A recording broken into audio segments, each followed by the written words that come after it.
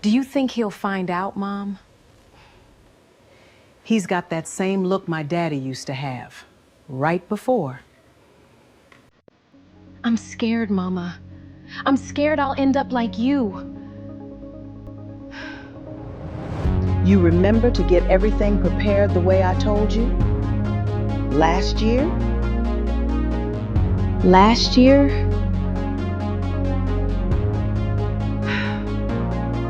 I don't know how much longer I can keep doing this, Mama.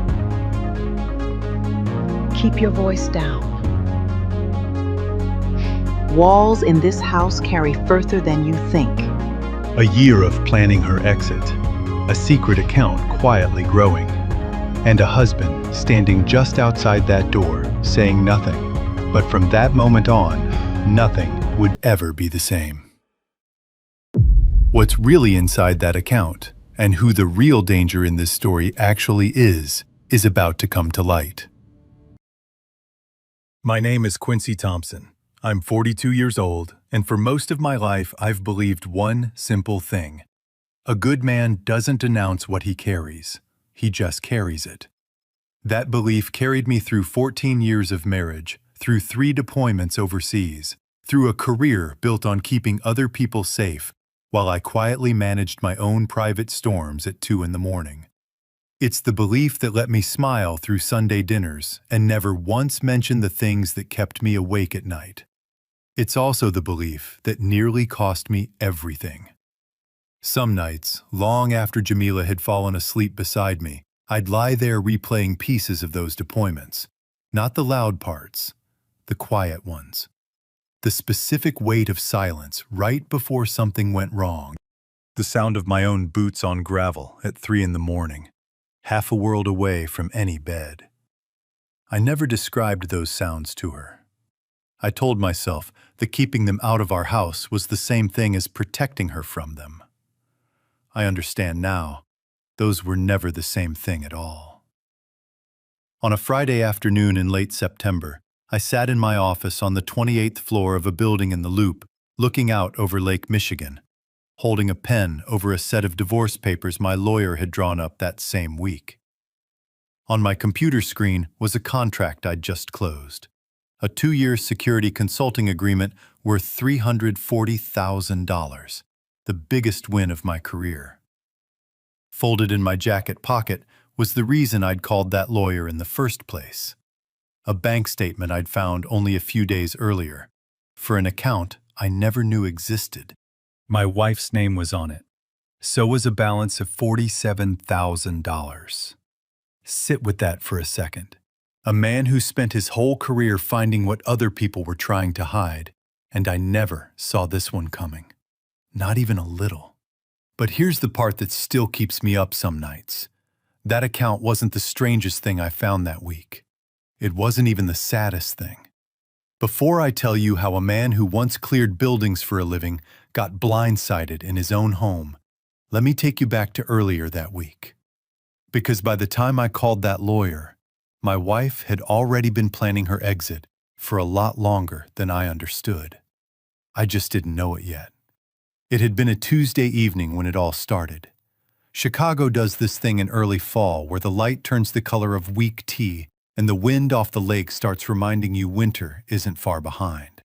I'd left the office around 6:45, driven south on Lakeshore Drive with the window cracked the way I always did after a long day, and gotten home to Harper Avenue and Hyde Park a little after 7. The porch light was off, not unusual. Jamila liked to save on the electric bill, one of 100 small habits left over from a childhood where money never stretched far enough. I let myself in, hung my coat on the hook by the door, and stood a second in a kitchen that felt too quiet. There was a sandwich on a plate on the counter, wrapped in plastic, gone cold. Turkey, the way I like it, mustard instead of mayo. Next to it, a note in Jamila's handwriting. 4 words. Don't wait up for me. I read it twice, the way you do when 4 words don't quite add up to the woman who wrote them. Jamila signed almost everything with a small heart under her initial.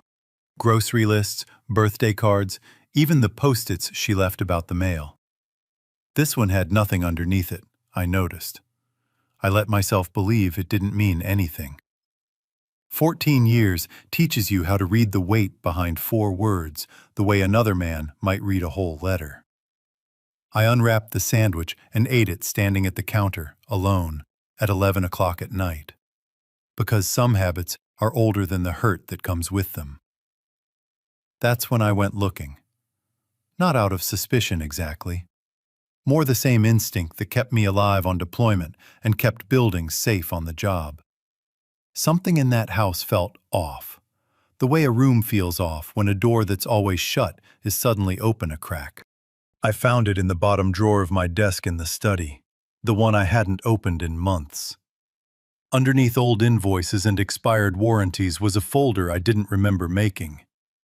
Inside were years of my own bank transfers. Money sent to Jamila for her marketing business startup. Money sent quietly to her mother Indira for bills Jamila never wanted to discuss at the dinner table. 5 years of numbers laid out in my own handwriting. Proof of everything I'd carried without ever once bringing it up. My hands stayed steady reading through it, the kind of stillness you drill into your body until it outlasts whatever's underneath it. It wasn't until I closed that folder that the shake finally caught up with me. In my fingers first, then my jaw, then one long breath I had to take before I trusted myself to stand up straight again.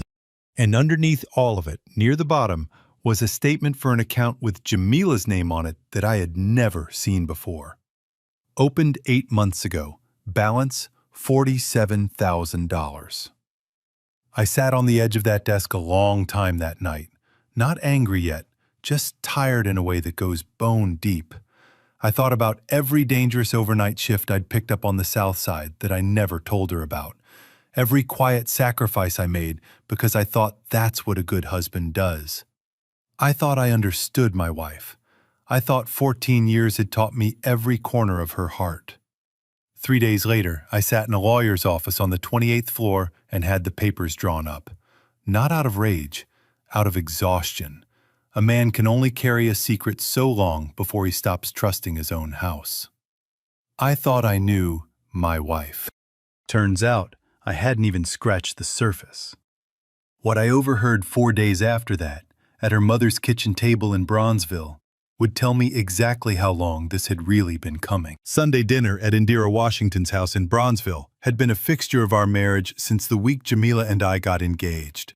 Fried catfish, greens cooked low and slow, a tablecloth Indira ironed every single week whether company was coming or not. I used to love that house, the smell of it, the sound of gospel radio drifting out of the kitchen, the particular comfort of a place where nothing ever seemed to change. That Sunday, with the lawyer's paperwork still sitting unsigned in my glove compartment, I carried a sweet potato pie up the front steps like I had 100 times before. And I had no idea I was about to hear the sentence that would break something open in me for good. Jamila and her mother were in the kitchen, finishing the greens, while I set the table in the next room. The door between the two rooms was barely open, just a few inches, and voices carried different in an old house, soft but clear if you're standing in the right spot. "He's got that same look Daddy used to have," Jamila said, so quiet I almost missed it. "Right before. I'm scared, Mama." I stood there with a stack of plates in my hands and didn't move. The stack suddenly felt heavier than 4 dinner plates should. Behind me, gospel radio hummed low from a countertop speaker, some woman's voice rising sweet and steady on a hymn about deliverance, completely unbothered by what was happening 20 feet away. I remember thinking it was strange, how ordinary a house could sound while something inside it was quietly ending. Indira's response came back easy, unbothered, like she was answering a question about seasoning the greens. "You remember to get everything prepared the way I told you last year." Her hands never stopped moving over that pot of greens the whole time she said it. Steady, practiced, like a woman who'd rehearsed staying calm long before she ever needed to. Last year, not last week, not since I found that statement. A year. Whatever this was Whatever conversation had put that fear in my wife's eyes when she looked at me lately, it had been in motion for 12 months before I ever opened that drawer. I set the plates down slow and quiet, and I finished setting that table like nothing had happened, because that's what I'd trained myself to do my whole life. Hold it in. Carry it steady. Don't let the room see you shake. Dinner was normal. Grace, laughter, Indira telling the same story about the church bazaar she tells every year. I smiled in all the right places. I drove us home. Lakeshore Drive was quiet that night, the lake black and enormous on our left, the skyline lighting up ahead of us. Jamila sat in the passenger seat scrolling her phone, and I gripped that steering wheel so tight my knuckles ached, saying nothing, because I didn't trust my voice not to give me away. My mind went back 3 years, to a night I hadn't let myself think about in a long time. I'd been offered a position as director of security for a firm in Houston. Double my salary, the kind of job a man spends 20 years building toward. I'd come home so excited I could barely get the words out, and Jamila had looked at me across the kitchen table with something close to panic in her eyes. "My mother can't live without me being close, Quincy," she'd said. "You know that." And I'd turned it down. No argument, no resentment I let her see. I called the recruiter back the next morning and told him I'd changed my mind. I told myself, a real man doesn't hold his family's roots against them. I never brought it up again, not once in 3 years, because I thought love meant swallowing what you wanted for the sake of what she needed. Sitting in that car on Lakeshore Drive, I wondered for the first time whether that sacrifice had ever even registered with her at all. We drove the rest of the way in silence, the kind that isn't empty so much as full of things neither of us knew how to say yet. I watched the skyline slide by outside my window, all that glass and light, and thought about how a man could stand watch over glass towers 8 hours a day and still not see the walls going up in his own home. When we got home, Jamila went straight to bed, and I sat up in the study with a cup of coffee going cold in my hands. I don't know exactly what made me open her laptop that night. It was sitting right there, unlocked, the way it always was, because we'd never had secrets between us. Or so I thought. Her calendar was full of appointments labeled only with initials. LB, 4 p.m. Every other Thursday, going back 8 months. I recognized the name eventually from an old insurance form in a drawer we shared. Dr. Lena Brooks. A therapist's office on the north side. 8 months of Thursday afternoons my wife had never mentioned to me. Cash payments, according to the Notes app entry beside each date. No insurance claim, no paper trail a husband might stumble across on a shared account. She'd been careful. Careful in a way that told me this wasn't about privacy. It was about making sure I never found out. I sat there with the cursor blinking on an empty search bar, throat tight, feeling like an intruder in my own marriage. 14 years, and I'd never once needed a password to know what was in my wife's calendar. That night, I didn't ask her for one either. I just closed the lid, quiet as I'd learned to close everything. I closed the laptop and sat in the dark a long time. 3 nights Where later, were the you nightmares tonight? came back. I told you I was They out. do that. You Not expect on a me to schedule, believe that? not when it's convenient, just whenever the past decides it isn't finished with you yet. I woke up shouting, drenched, my hands still fighting something that wasn't in the room anymore. Jamila woke up screaming too, but for a different reason. She wasn't scared of what I was dreaming. She was scared of me. She was out of that bed and out of the house before I'd even fully surfaced. I heard her car pull out of the driveway at 2:40 in the morning. She didn't come back for 3 days. When she finally did, she wouldn't quite meet my eyes, and she wouldn't tell me where she'd been, though I already knew. Bronzeville, her mother's house, the place she always ran to when she needed somewhere safer than home. I never raised my voice at my wife, not once in 14 years. Whatever she saw in me during those nightmares wasn't me. It was a shadow from somewhere else, somewhere she'd never let me see clearly enough to understand. I didn't know how long my wife had really been preparing to leave. And I didn't know how long her mother had known everything. The surgery money, the night shifts, Houston, all of it. While sitting across from me at that dinner table every single Sunday, smiling, asking me to pass the greens. What happened 2 weeks later, in a hospital room at 3 in the morning, would answer both of those questions, and open up one I hadn't even thought to ask. Was Indira protecting her daughter, or quietly wrecking a marriage that never got a fair chance? Comment mother if you think a parent's fear justifies a year-long secret exit plan. Comment husband if you think hiding that from a faithful man is betrayal, plain and simple. I've spent my whole career making sure other people never had to feel what fear actually does to a body. So there was something almost funny, in a bitter kind of way, about waking up in a hospital bed at the University of Chicago Medical Center in Hyde Park with 3 cracked ribs and a headache like a jackhammer, finally on the receiving end of the thing I'd spent 20 years protecting people from. It happened on a Thursday.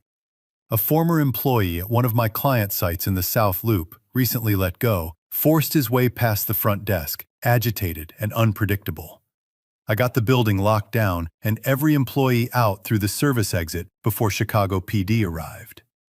In the chaos of getting people clear of the stairwell, I was shoved hard into a door frame and went down wrong. Nothing dramatic to look at, just enough to crack 3 ribs and put me flat on my back for the second time in my life. The first being somewhere I don't talk about, a long way from Illinois. I remember the ceiling tiles of that hospital room better than I remember most of that week. White, with a water stain shaped like the state of Michigan. I remember counting them because it kept my mind off the pain, and because it was easier than thinking about anything else. For a moment, my mind slipped backward, unbidden, to a different ceiling. Corrugated metal, harsh fluorescent light, the smell of antiseptic doing nothing against the smell of something worse underneath it. That memory surfaces sometimes on its own, uninvited, whenever my body remembers what stillness under pain actually costs. I let it pass the way I always did. I counted tiles instead. Jamila got there around 6 that evening. I heard her before I saw her. That particular sound of dress shoes moving too fast down a hospital hallway. And when she came through the door, her face just broke. She hadn't seen me like that in a long time, maybe ever, not really.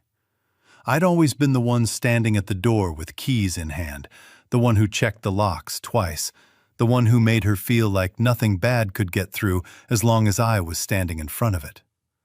Now I was lying flat under a thin blue blanket with a tube in my arm, and for the first time in 14 years, she was looking at a man who couldn't protect anybody, including himself. She sat down in the chair beside the bed and cried without trying to hide it. "I'm so sorry," she kept saying, though I didn't understand yet what exactly she thought she had to be sorry for. Her phone buzzed on the little rolling table between us.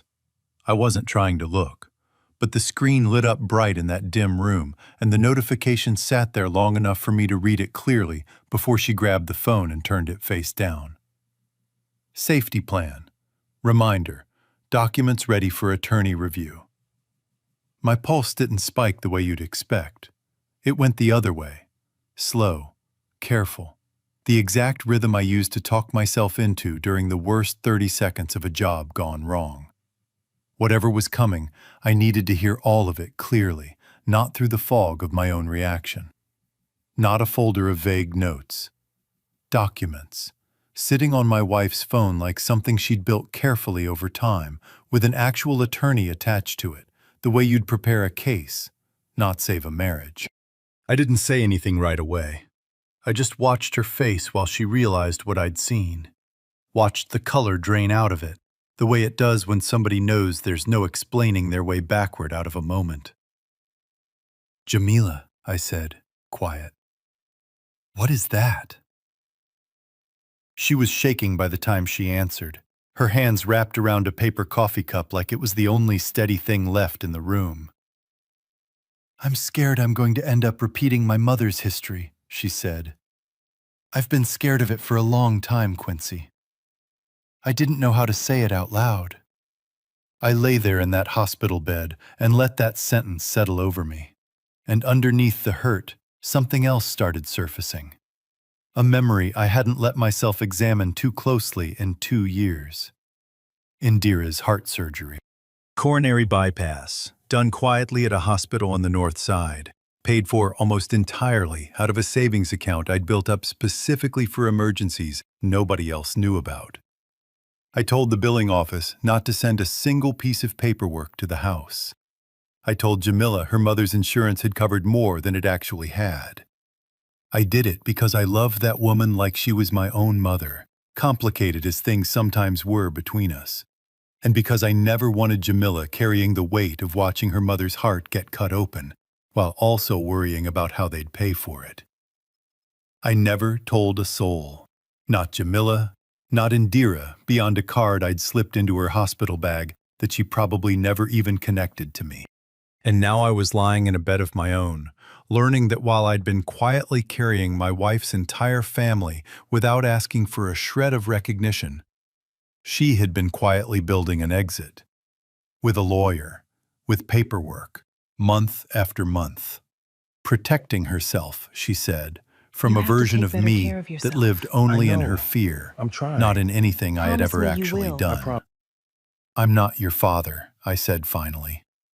My voice came out rougher than I meant it to. I have never once raised a hand to you. Not once. I know that, she said, and she meant it. I could see that she meant it. But knowing it in my head and believing it in my body have never been the same thing for me. Not since I was 7 years old. Her fear had never really been about me. It was about a 7-year-old girl who learned that love could turn dangerous without warning, and who grew into a woman whose body still trusted old alarm bells over 14 years of quiet, unbroken evidence to the contrary. That secret folder wasn't cruelty. It was control. The only kind of safety she'd ever been taught actually worked. More than anything, she wanted to never again be caught off guard by a man she loved, even if the man in question had never once given her cause.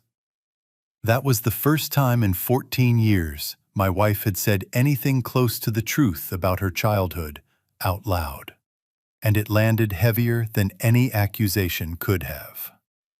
I didn't have the strength that night to ask her everything I wanted to ask. The pain medication was pulling me under, and there's a particular kind of exhaustion that comes from finally understanding something you should have seen years earlier. I just reached over, slow, careful, my ribs screaming with every inch, and took her hand. She let me hold it. She didn't pull away, but I could feel, even through that small gesture, how much distance still sat between us, built up over years neither one of us had been honest about. Outside the window, the city kept moving the way it always does, indifferent to whatever's breaking inside a hospital room 11 floors up. I watched a single boat cut a slow line across the lake and thought, absurdly, that even boats know better than to stop moving once they've started. I didn't feel that certain about anything. I thought I was the only person in that marriage hiding something. Lying there under fluorescent lights with a phone notification about attorney paperwork burned into my mind, I understood that I had been wrong about that, too. What her own mother said to me the very next morning, sitting in that same chair while Jamila stepped out for water, would turn out to be the truth neither one of us had been brave enough to speak in 30 years. Morning in a hospital room feels nothing like night. The machines are the same, the walls are the same, but the light comes in different, flatter, more honest somehow. And whatever unraveled in the dark the night before has a way of looking a little more real by daylight. That's the kind of morning it was when Indira Washington walked through my door at 9 sharp, dressed like she was heading to a church board meeting, a foil-covered plate of biscuits balanced in one hand like an offering. Jamila stepped out to get coffee and water down the hall, and for the first time in 14 years, my mother-in-law and I were alone in a room together with nowhere else for either of us to look. She set the plate down. She didn't sit right away. She stood at the foot of that hospital bed for a long moment, arms crossed, studying me the way you'd study a photograph you hadn't looked at in years. "I owe you the truth," she said finally, "whether either one of us wants to hear it right now or not." She smoothed her skirt with both hands, twice, an old habit I recognized because Jamila did the exact same thing whenever she was working herself up to something hard. I'd never once put those two gestures side by side until that morning, sitting there watching 30 years of inherited nervousness play out in front of me. I didn't say anything. I'd learned a long time ago that silence gets people talking faster than questions do. She sat down slowly in the chair Jamila had been in the night before, and her voice, when it came again, had lost every ounce of the certainty I'd known her by for 14 years. "You remind me of him," she said. "Jamila's father. Not in what you do. Lord knows you are nothing like that man in what you do. But in the shape of you. Tall. Quiet. Steady on the surface. That's exactly what he looked like the year before he showed me who he really was." She looked down at her hands. "I pushed my daughter away from you because I was terrified of watching her live my life over again. I have regretted it for 30 years, Quincy. And I have spent the last one making it worse instead of better." She said it the way people say things they've rehearsed alone in a car, in a kitchen, in the dark. Words worn smooth from being turned over too many times to still hurt going out. I felt something crack open in my chest that had nothing to do with the cracked ribs. For a second, neither of us spoke. Somewhere down the hall, a cartwheel squeaked, rhythmic and ordinary, and I found myself grateful for it. Proof that the rest of the world was still turning, while mine rearranged itself completely. "You knew," I said slowly, "about the surgery money, the night shifts, Houston." Indira's eyes filled, and for the first time since I'd known her, she didn't try to hide it. "I knew all of it," she said. "I knew you paid off half my hospital bill and told her the insurance covered it. I knew about those overnight jobs on the South Side you never told a soul about. I knew about Houston before you ever turned that job down." She pressed her lips together hard. "I told myself I was protecting her by keeping it quiet, teaching her to stand on her own 2 feet, not lean on a man the way I leaned on hers, before he taught me exactly what that costs a woman. But I wasn't protecting her, Quincy. I was protecting myself from having to admit I'd been wrong about you from the very start." Jamila walked back into that room right as her mother's hand found mine on top of the blanket, and she stopped dead in the doorway. This wasn't the same unraveling as the night before. That had been shock, quiet and cold. This was something warmer and harder in a different way. The sound of a family finally choosing to stop protecting each other from the truth. I watched something shift in my wife's face. Not anger, something closer to recognition. Like she was finally seeing 2 pieces of her life connect that had never been allowed to touch before. She didn't ask what we'd been talking about. She just walked over slowly, pulled the second chair close to the bed, and sat down between us. And then, for the first time in 14 years of marriage, my wife told me the truth about her childhood, without stopping herself halfway through. She told me about her father, the charm before the wedding, the control that came after, the nights her mother locked them both in the bathroom of a house on the South Side, until it was quiet again. She told me about being 7 years old and learning to read a man's mood by the sound of his key in the front door, a skill she never should have had to learn at all.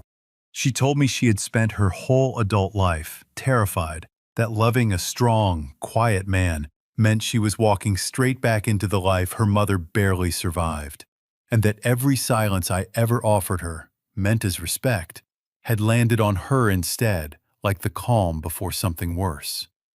I built that safety plan because I was scared of a man who has never once given me a real reason to be scared of him, she said, her voice breaking. And I let that fear cost you every ounce of credit you deserved for everything you were quietly doing for this family. Indira reached over and took her daughter's other hand, and for a moment, the three of us just sat there in that daylight-bright room. Three people who loved each other fiercely and had spent years protecting one another from truths that needed saying out loud a long time ago. "I am sorry," Indira said again, this time looking straight at me. Not the kind of sorry people say to end a conversation. The kind I should have said a very long time ago. I didn't have a neat response to that. I'm not sure one exists. I just squeezed both their hands, one on each side of me, and let the quiet do what 30 years of silence never could. We cried, all three of us, in a hospital room in Hyde Park, with cold biscuits going stale on the rolling table and the machines beside my bed beeping their steady rhythm through it all. It wasn't the kind of crying that fixes everything. It was the kind that finally starts clearing space for something to be fixed. I walked into that hospital 2 days earlier, believing I had already lost the most important thing in my life. Sitting there with my wife on one side of me and her mother on the other, both of them finally telling the truth after decades of silence, I understood something different. I hadn't lost my family. I had simply never been allowed to see them clearly, and they had never once been allowed to see me.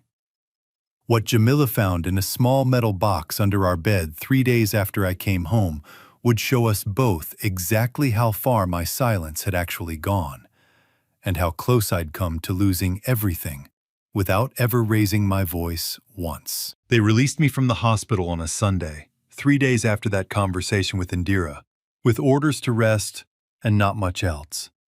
Jamila drove me home to Harper Avenue, slow and careful, the way you'd drive somebody made of glass, and neither of us said very much on the way. Hyde Park rolled by outside the window, slow and gray. Kids walking home from Sunday service in their good clothes. An old man sweeping his porch like it was any other day. I remember thinking how strange it was that the whole world kept right on with its ordinary Sunday, while mine hung somewhere between ending and beginning, and nobody outside that car had any idea. When we got inside, I saw the suitcase before she could put it away. It was sitting at the back of our closet, half-zipped, clothes folded inside it with a kind of precision that told me it hadn't been packed in a hurry. It had been packed with time to think about it. Weeks, maybe longer. Jamila caught me looking and didn't try to explain it away. "I've walked past that closet 3 times a day since you got home," she said quietly. "I know I should unpack it. I think some part of me isn't ready to touch it yet. Because touching it means admitting how close I came to actually using it." Something in me wanted to ask how long it had been sitting there, half-zipped, waiting. I didn't.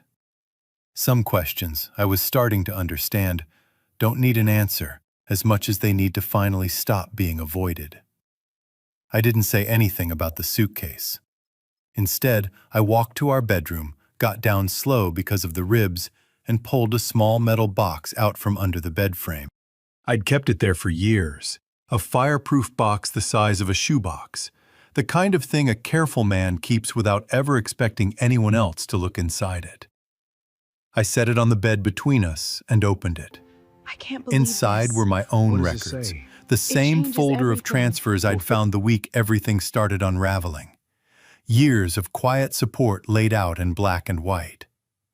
But near the bottom, in an envelope I hadn't opened in 3 years, was something I'd nearly forgotten about entirely. A card from Indira. Handwritten, dated 3 years back, not long after her heart surgery. Jamila picked it up before I could stop her, and I watched her read it, her hands going still halfway through. Thank you for everything you did for me. I mean that more than I know how to say. Please don't let Jamila find out it was you. She needs to learn to stand on her own, not lean on a man the way I leaned on hers. Jamila set the card down on the bed and sat there a long moment, not crying yet, just very quiet. You paid for her surgery, she said, and you let her ask you to hide it from me. For 3 years. I didn't do it so anybody would owe me anything, I said. I did it because I loved her, complicated as things have been, and because I loved you enough not to make you carry the guilt of not being able to help her yourself. She looked up at me, and something in her face finally broke all the way open. Not the panic I'd seen in that hospital room, something closer to grief for time already lost. I need to tell you something, she said. That attorney notification you saw on my phone? It wasn't the start of anything. The papers had already been drawn up for almost 2 weeks before you got hurt. I had every intention of filing. Her voice caught. But I stood in that hospital doorway and saw you lying there, injured because you'd been protecting people the way you always protect everybody, and I couldn't make myself go through with it. I don't fully understand why, not yet. I just know I couldn't. We sat facing each other on the edge of that bed for a long time after that, the metal box open between us, that old card from her mother still sitting on the comforter, like evidence in a case neither one of us wanted to win. Neither of us reached for an argument. There wasn't one left to have, not really. Just 2 people, finally looking at each other, without the armor either of us had been wearing for years. I don't know if we can start over from here, I said eventually. I don't know what that even looks like at this point. Neither do I, Jamila said. But I know I don't want to keep hiding things from you. Not the therapy, not the fear, not any of it. Same, I said. I've spent 14 years thinking silence was a gift I was giving you. I'm starting to understand it might have been the loneliest thing I ever did. To both of us. We sat there a while longer, not talking. Just 2 people finally breathing the same air without bracing against it. It was such a small thing, breathing easy in the same room as someone. I hadn't realized how long it had been since I'd done it. She reached over and closed the lid of that metal box, slow and deliberate, the way you close something you've decided not to need anymore. Then she reached for my hand instead, and I let her take it. Outside, the streetlights along Harper Avenue were just starting to come on. That particular blue hour settling over Hyde Park, the way it does every evening, whether anybody's paying attention or not. Somewhere down the block, a dog barked twice and went quiet. Ordinary sounds on an evening that didn't feel ordinary at all. I didn't know that night whether our marriage would survive what we'd both just laid out on that bed. I didn't know if trust, once you've had to go looking for it in a bank statement and a fireproof box, ever really comes all the way back. But for the first time in longer than I could remember, neither one of us was hiding anything. And that, it turned out, was its own kind of beginning.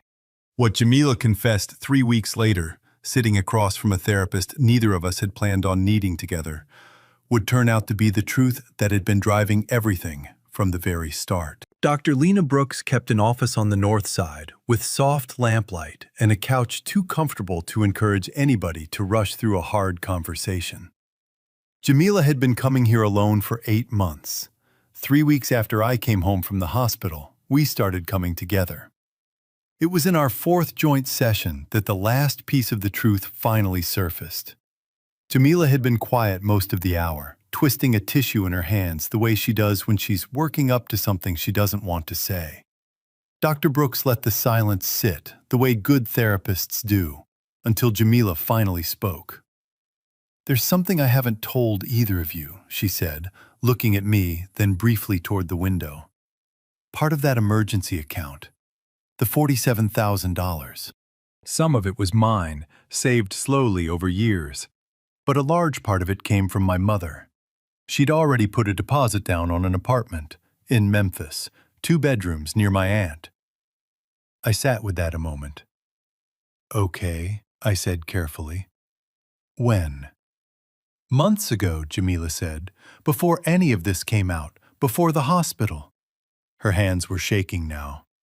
"And here's the part I didn't understand until last week. She never canceled it. Not after everything she said to you in that room. I asked her about it 3 days ago, and she admitted she'd been putting it off, telling herself she'd get to it. 30 years of being ready to run doesn't undo itself in one hard conversation, Quincy. That's not an excuse.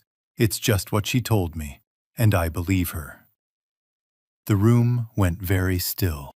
I could hear the radiator ticking against the wall, and somewhere outside, faint traffic on the avenue below. Ordinary sounds doing their best to hold up an extraordinary silence. I didn't feel anger, not yet. I felt the strange, hollow calm that comes right before you decide what kind of man you're going to be about something. Indira's deepest fear was never really about me failing Jamila. It was about being powerless again, the way she'd been powerless the year her own husband walked out and left her with nothing but a mortgage and a small daughter to raise alone. Keeping that apartment deposit alive wasn't malice. It was an old survival reflex, the hand that keeps a spare set of keys hidden even after the locks have already been changed.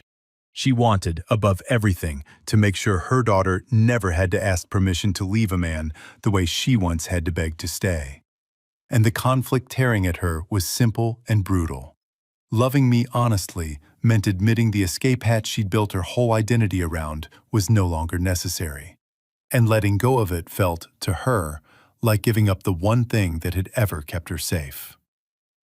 14 years. Every night shift on the South Side I never mentioned. Every dollar I quietly sent so her mother's light stayed on and her heart kept beating. The job in Houston I turned down without a single complaint. All of it had been standing on ground that included, somewhere underneath, an apartment deposit her mother hadn't found the courage to let go of. Even after crying in my hospital room and meaning every word of it. I didn't say anything for a while. Dr. Brooks didn't rush me. "I'm not telling you this to hurt you," Jamila said, crying now.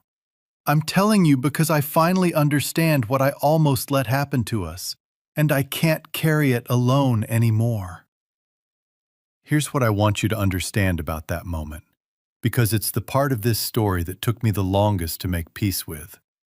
My first instinct, the old instinct, the one that had kept me quiet for 14 years, was to swallow it, forgive it privately, and never bring it up again.